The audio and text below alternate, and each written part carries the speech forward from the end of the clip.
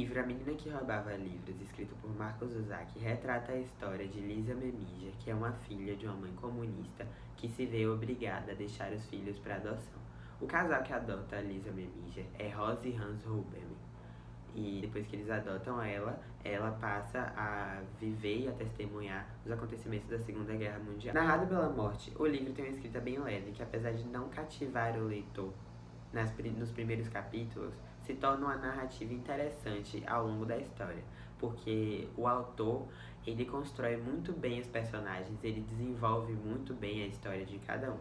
Um aspecto interessante do livro é que muitas vezes o Zusak retrata através de figuras e poemas o que está sendo dito e exposto durante a história. Outra coisa que achamos muito legal foi a morte descrever o céu de uma forma bem detalhada e emocional. Primeiro as cores, depois os humanos.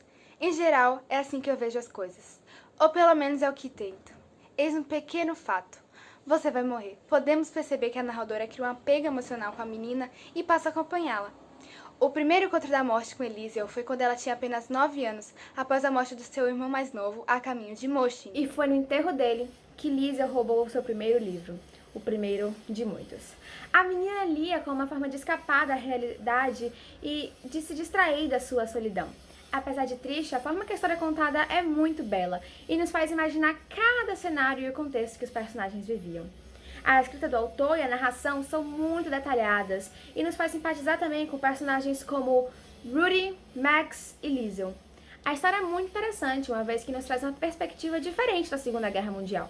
Nós estamos acostumados apenas a ver esse episódio relatado pelo ponto de vista dos judeus, e muitas vezes acabamos por assumir que todos os alemães da época eram apoiadores de Hitler, quando na história mesmo, por exemplo, Hans Huberman, o pai adotivo de Liesel, chega a abrigar um judeu em seu porão e o refugiar.